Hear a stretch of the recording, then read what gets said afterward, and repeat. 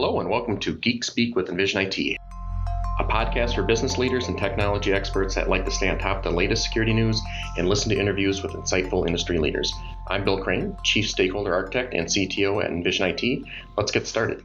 Here we are in the middle of 2020 and we're amid the COVID-19 crisis.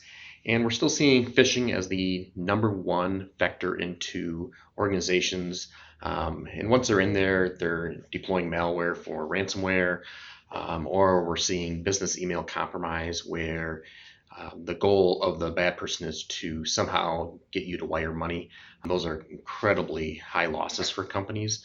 Today, what we want to talk a little bit about is a technique that we're seeing more often. It's certainly been around for a few years, but it's incredibly effective and very tricky, hard for end users to detect. But I think there are things that we can do, and we'll talk about those as well. This is called an email reply chain attack. Maybe you've heard of a thread hijack spamming or something similar to that. And the idea is that the bad people will somehow compromise your email. So the idea is that they can actually log in as you into, whether it's Outlook or G Suite, whatever that you're using, actually log in as you and basically sit back and monitor your emails. And what they're looking to do is try to find conversations of, who's talking to who, what systems do they control, or, do they have access to money and be able to wire as well. And the idea is to basically look at all these conversations, and they are going between people that inherently have trust with each other.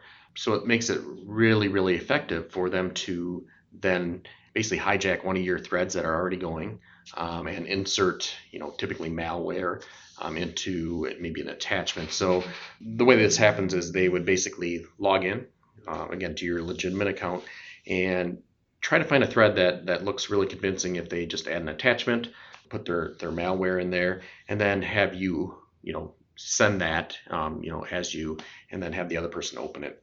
And one of the tricky things they're doing is they will proactively go into your rules, so your email rules, and basically set up rules that say, if you see any emails coming from this person to me that contains, this kind of attachment or this word in the body, well then, send that off to my trash. And the idea there is that you send your malicious content. You don't want the person receiving it to respond back with any of those details. So you don't even know that's happening. Another thing is they will set up rules that say, if that recipient tries to notify me that, hey, it looks like you've been hacked, they also want that then to go into the trash as well.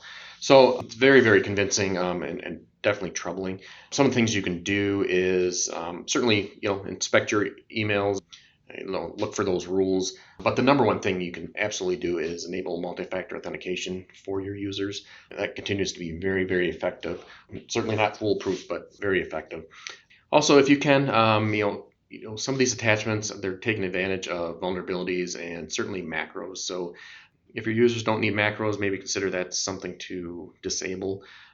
Add this kind of information to your security awareness training for your users and make sure they're aware of that, and they can try to spot these as well. And lastly, I think we've talked about this before, is these kind of attacks are really, really difficult to find, and we're noticing that your traditional signature-based malware tools just aren't able to find these things. A lot of these new attacks are fileless, so they're not necessarily writing anything, so these systems can't catch them. Also, they're polymorphic attacks as well, so they're really difficult for those systems. So I would definitely look at, kind of these next generation, anti-malware, which is the EDR tools. So definitely look at those and protect yourself. Thank you, everyone, for joining us today. If you have any questions or you have future topics you'd like us to cover, please connect with us via the link in the show notes. And if you enjoyed today's episode, be sure to like and subscribe. We'll see you next time on Geek Speak with Envision IT.